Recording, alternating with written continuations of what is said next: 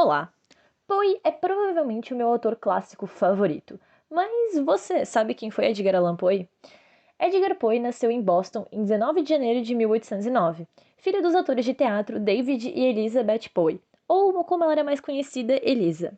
O pai dele era um artista medíocre e ele só se envolveu com o meio de teatro para cortejar a mãe do Poe. Já a Eliza, ela se destacou um pouco mais como atriz. O David, ele abandonou a família quando o Poe tinha cerca de 1 ano, e no ano seguinte a mãe dele veio a falecer por tuberculose. Essa doença, ela posteriormente vai voltar para assombrar a vida do autor. Após a morte da mãe, o Edgar ele foi separado dos dois irmãos, o William, o irmão mais velho, e a Rosalie, a irmã mais nova. Inclusive, o William também viria a falecer por tuberculose no futuro. Adotado pela rica família Allan, Francis e John Allan lhe deram o sobrenome e educação, porém eles nunca lhe adotaram formalmente, e muito menos foram um lar receptivo. Enquanto Francis ainda era algo mais próximo de uma figura materna, John estava completamente do lado oposto, ele era rígido e muito exigente. Durante anos, o relacionamento dos dois só se desgastou mais e mais, ao ponto de ele não contemplar Poe no seu testamento, por exemplo. É óbvio, entretanto, a importância que os Allans tiveram na formação acadêmica do Poe, já que por intermédio deles ele pode estudar na Europa, dos anos de 1815 a 1820, Edgar estudou na escola do Reverendo Bransby, na Inglaterra. Quando eu li os contos do Poe pela primeira vez, sem saber a história do autor, eu acreditava fielmente que ele era britânico. Eu não sei se era pelo ritmo ou pelo estilo da escrita, e hoje eu imagino que seja muito atrelado a esses estudos que ele teve na Inglaterra. Alguns autores e biógrafos da vida do Poe, inclusive, acreditam que os contos como William Wilson sejam totalmente inspirados por esse tempo que ele passou na Europa. De volta aos Estados Unidos, Poe frequentou a Richmond Academy e posteriormente a Universidade da Virgínia. E ainda que ele fosse um ótimo estudante e se destacava em várias matérias, o autor ele acaba contraindo várias dívidas de jogos e mais de uma vez, inclusive. O John, o pai adotivo do Poe, até paga algumas dívidas algumas vezes, porém depois de um tempo ele recusa-se a pagar essas dívidas e o Poe acaba cortando relação com o pai adotivo e se muda para Richmond.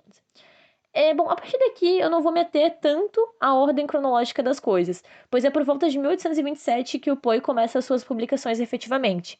É importante destacar que a mãe biológica do Poe, a Eliza Poe, havia deixado para o filho uma aquarela do porto de Boston com os dizeres, abre aspas, para meu filhinho Edgar, que deve sempre amar Boston, o local onde nasceu e onde sua mãe encontrou os melhores e mais solidários amigos. Muita gente acredita que isso desenvolveu no escritor um ímpeto de ser bem-sucedido em Boston. O que é curioso, pois a cidade recusou muito o autor durante todo o seu período vivo. No entanto, em 2014, o autor realmente ganhou a cidade. Ele ganhou uma estátua de bronze com seus traços característicos, por exemplo, as folhas de papel, destacando a parte dos poemas, e um corvo também entalhado. Inclusive, essa praça onde a estátua está ganhou o próprio nome, Edgar Allan Poe. Em seus primeiros poemas, ele se recusou a usar o sobrenome de Allan e assinava só como um bostoniano, justamente por essa questão de ter nascido em Boston. Algo que para mim sempre mostrou muito da personalidade forte do autor é que através de alguns anos do relacionamento conturbado com o John Allan, Edgar Allan Poe finalmente acolhe o seu nome completo e ele escreve para o pai adotivo, abre aspas, se o senhor estiver determinado a me abandonar de vez, serei 2 vezes mais ambicioso do que já sou, e um dia o mundo ouvirá falar sobre o filho que você julgou indigno de sua consideração. Por bem ou por mal, mesmo aqueles que não conhecem o nome do Poe, conhecem ao menos um fragmento do seu trabalho, ou ao menos reconhecem obras que o autor inspirou. Poe chegou a se alistar e atuar no exército por alguns anos, mas em 1831 ele é por fim expulso da academia militar. O autor ele foi casado com a própria prima, a Virginia, a qual ele sempre se referiu como o amor da sua vida. Um disclaimer muito importante aqui é que na época o Poe tinha 27 anos e a maioria das fontes acredita que a Virginia tinha 14 ou 15 anos. E apesar de para a época ser algo bem comum, isso de modo algum é certo. Virginia e Poe eles foram casados por 10 anos, até ela também vir a falecer por tuberculose. Novamente, a morte vermelha muito atrelada a todas as pessoas próximas do Poe.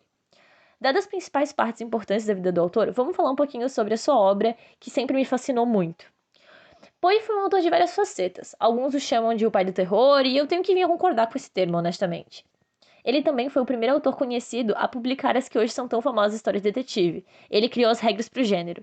Com um detetive excêntrico e métodos estranhos e um prazer incomum pelos seus casos. Um fiel companheiro que nos transmite essa história complexa para nossa ingenuidade. Isso provavelmente soa muito familiar para você, não é?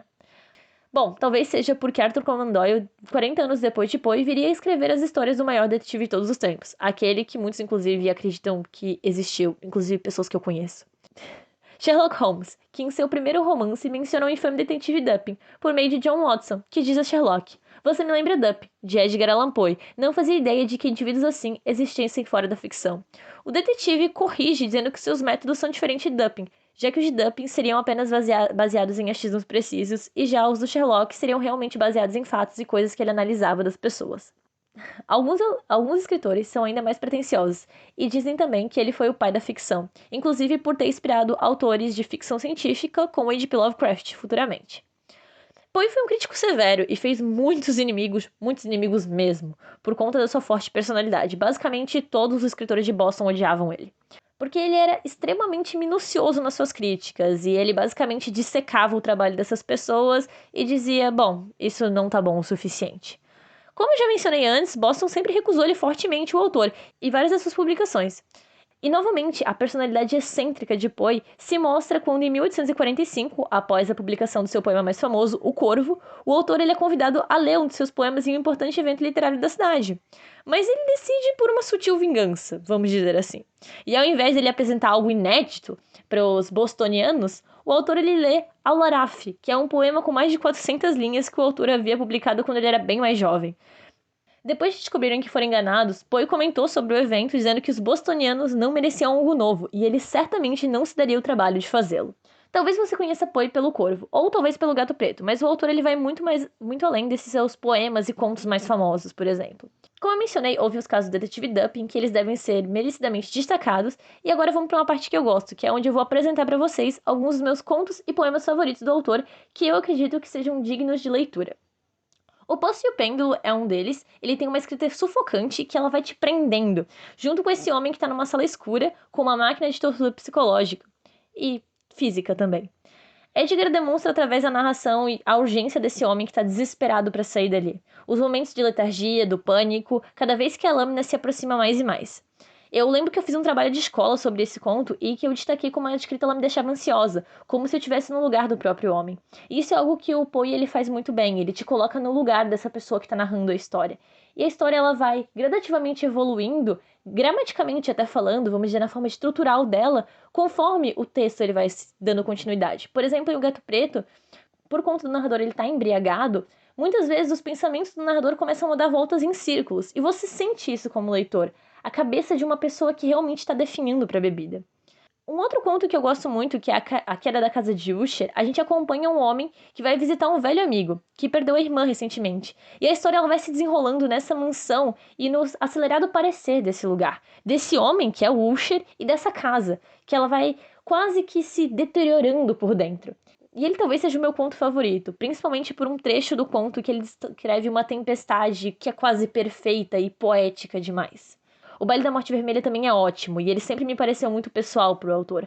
A Morte Vermelha, que talvez seja uma alusão para a tuberculose, a doença que ceifou a vida de tantas pessoas próximas do autor, aqui nesse conto, ela é uma doença que está se espalhando em torno de um reino. Esse conto ele pode ser muito atual também, porque o príncipe Próspero, ignorando a infame Morte Vermelha que assola esse povo além dos muros do castelo, decide dar uma festa de máscaras, somente para os membros da realeza. Durante a festa, o que nenhum deles esperava é que a Morte Vermelha também ia comparecer. E é muito curioso a gente colocar isso em perspectiva com o que aconteceu na pandemia, onde muitas pessoas estavam dando festa sem se preocupar com o que estava acontecendo do lado de fora. Porque eles podiam se proteger, essas pessoas não. E, bom, o que eu posso dizer desse conto, além de que não termina muito bem pro príncipe Próspero?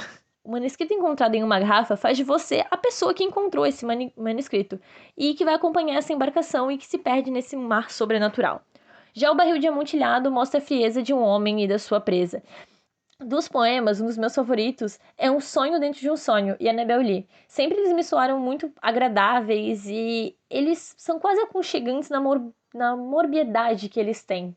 E, bom, é claro que tem o Corvo também. Eu gosto muito da edição do Medo Clássico, do Edgar Allan Poe da Dark Side, que na verdade tem 2 livros, né, mas principalmente o volume 1, porque ela tem 2 traduções para o clássico poema. Uma delas é feita por Fernando Pessoa e outra por Machado de Assis. Eu devo dizer que a versão do Fernando Pessoa, ela me soa mais agradável, vamos dizer, sonoramente. Mas a de Machado de Assis, ela não fica muito atrás e ela é muito boa também. Bom, o Poe não foi realmente famoso durante a sua vida. Muitos o odiavam, bom, a maior parte das pessoas que cruzaram o caminho dele. Porém, eles não podiam discutir a qualidade das obras dele. O fato é que Poe não teve nenhum quarto reconhecimento em vida do que teve em morte, mas ele com certeza sempre foi bom. A diferença é que, como ele era muito arrogante, as pessoas também não davam o devido valor àquele tipo de obra dele. Em 1846, o poeta Charles Baudelaire traduz seus poemas para o francês, e o autor ele acaba ganhando um reconhecimento muito grande na Europa. Só que, em contraponto, a realidade dele nos Estados Unidos ele continua permanecendo praticamente na miséria. Esse também é o mesmo ano que o autor lança A Filosofia da Composição, onde ele fala sobre a escrita do Corvo e destrincha a composição, a forma como ele criou essa história. Os últimos anos da vida do Poe ele passa em grande parte na miséria e muito deprimido depois da morte da esposa Virginia em 1847. No dia 3 de outubro de 1849, Edgar Allan Poe é encontrado desnorteado vestindo vestes de outra pessoa em Baltimore. 4 dias depois, dia 7 de outubro, o autor morre no hospital. Algo que me chama muita atenção é que no jornal New York Daily Tribune, Rufus Griswold, homem ao qual Poe nunca se deu muito bem e que ficou responsável por toda a sua obra depois do seu falecimento, publicou a seguinte nota sobre o falecimento de Poe. Abre aspas. Edgar Allan Poe está morto. Faleceu anteontem em Baltimore. Esse anúncio surpreenderá a muitos, mas poucos irão lamentar. Isso já mostra muito de como as pessoas não se importavam realmente com o autor. Rufus foi responsável pela primeira biografia do autor e o descreveu de uma forma extremamente negativa em todos os aspectos possíveis. Muitos biógrafos do autor questionam vários pontos descritos por Rufus e a sua veracidade, e que talvez o Poe nem tivesse sido uma pessoa tão ruim assim, mas esse cara odiava ele, então descreveu ele da pior forma possível. Bom, como eu mencionei antes, o Charles Baudelaire foi o principal divulgador do Poe na Europa, ao traduzir os seus contos e possivelmente sem ele, o sucesso póstumo do autor não teria sido tão expansivo quanto foi. Poe inspirou gerações de escritores, muitos que tentaram replicar e outros que usaram como inspiração e foram sucedidos nesse feito. O fato é que mais de um século depois da sua vida, Poe continuou muito vivo no imaginário coletivo, principalmente daqueles que são fãs das obras de terror, ficção científica e romance policial, porque esses foram os gêneros que mais foram inspirados pela persona do Edgar Allan Poe. Esse vídeo é um pequeno recorte dos momentos mais importantes da vida do autor e um pouquinho de sua obra, em comemoração ao aniversário dele, que seria 19 de janeiro. Para o melhor entendimento, o bom mesmo é ler os contos deles e as suas biografias, e artigos baseados na vida do autor. As informações que eu passei aqui nesse vídeo vieram principalmente dessas fontes, artigos e livros. E para finalizar, eu também gostaria de citar um trecho final do livro do Edgar Allan Poe da Dark Side, que ele diz, abre aspas, vida e morte coexistiam naquele pequeno ser. As portas da eternidade foram abertas pela força das palavras, e até hoje ele vive entre nós. Nunca mais houve um autor como Poe. Bom, muito obrigada por assistir até aqui. E, bom, se você gostou, curte, se inscreva. É isso aí.